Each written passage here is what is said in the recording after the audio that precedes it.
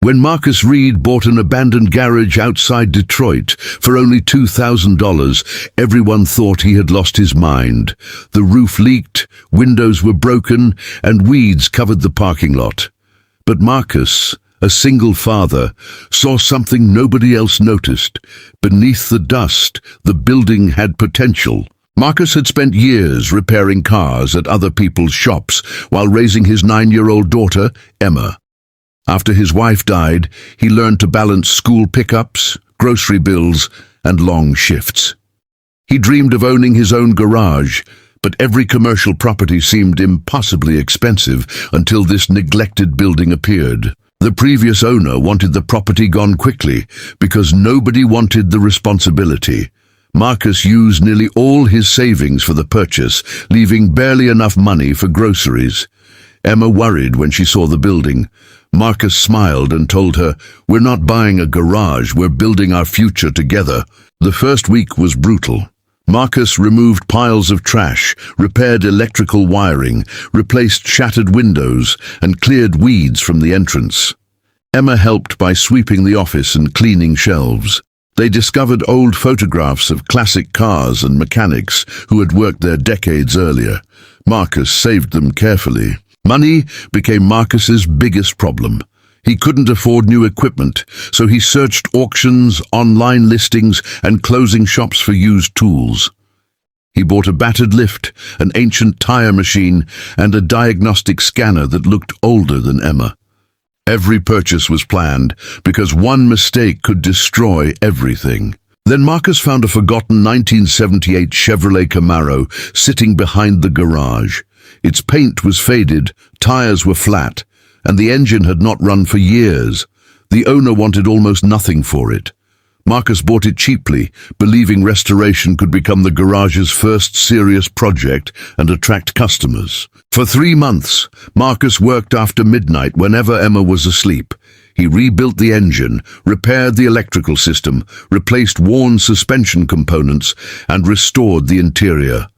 Emma watched from a nearby chair, learning how patience could transform something broken. When the Camaro finally roared awake, Marcus couldn't stop smiling. A video of the restored Camaro appeared online after a customer filmed its first test drive. Within days, thousands of people shared it. Classic car enthusiasts began calling Marcus from across Michigan. Some wanted restoration work, others wanted inspections, and several asked whether he could locate rare parts for customers today. Marcus faced a problem he had never expected: too many customers. The garage had only one working lift, and Marcus was still doing everything himself.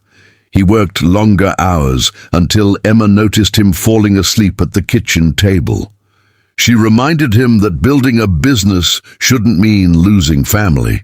Marcus changed his schedule. He hired a retired mechanic named Frank, who had worked in Detroit for 30 years. Frank brought experience, humor, and a network of suppliers. Marcus also hired an apprentice named Tyler, giving him an opportunity after other garages had rejected him for lacking experience and confidence. The garage began earning real money. Marcus reinvested every dollar into equipment, training, and inventory. He refused flashy upgrades that weren't necessary. Customers appreciated his honesty. If a vehicle needed only a small repair, Marcus explained it instead of selling unnecessary services. That reputation became more valuable than online advertisements. One afternoon, a wealthy collector arrived with a rare 1967 Mustang that several shops had failed to restore properly. He offered Marcus a huge payment if the car could be completed within 6 weeks. Marcus accepted, but only after inspecting everything. The project became the biggest challenge his company faced. The Mustang restoration attracted attention from collectors nationwide. Marcus documented every stage, explaining his decisions through short videos. People loved watching the abandoned garage transform alongside the cars. Soon, customers were traveling from neighboring states. Marcus realized his small business was becoming a new, recognizable name in the restoration world. A major turning point came when an automotive investment group offered Marcus $2 million to buy the business. The offer was tempting. It could erase his debts, secure Emma's future, and provide financial freedom. Marcus spent a night thinking about it, then politely declined. He wasn't ready to sell. The investors returned with a larger offer and promised to keep Marcus as manager. Again, he refused. Marcus explained that his garage had been built around trust, craftsmanship, and family. He didn't want investors deciding which customers deserved attention or turning honest repairs into expensive packages simply to increase profits. Instead, Marcus expanded carefully. He purchased the neighboring property and created separate restoration and repair departments. He also established a scholarship program for students studying automotive technology. Emma helped choose the first recipient, a talented teenager who had been working part-time to afford school and pursue their dreams every year. Years after buying the property for $2,000, Marcus's garage had become a thriving automotive company. Lifts operated daily, dozens of employees worked there, and classic vehicles arrived from across the country. Yet Marcus kept the original purchase receipt framed inside his office as a reminder of humble beginnings. Emma became involved in the business. She loved design and marketing, so Marcus encouraged her to develop the company's presence. Her ideas brought younger customers and transformed the garage into a destination for enthusiasts.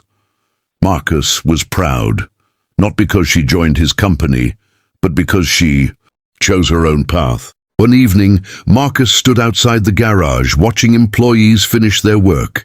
The building that once looked condemned now glowed with bright lights. Emma stood beside him, holding the original keys. Marcus told her that success wasn't measured by money, but by how many lives their work improved together daily.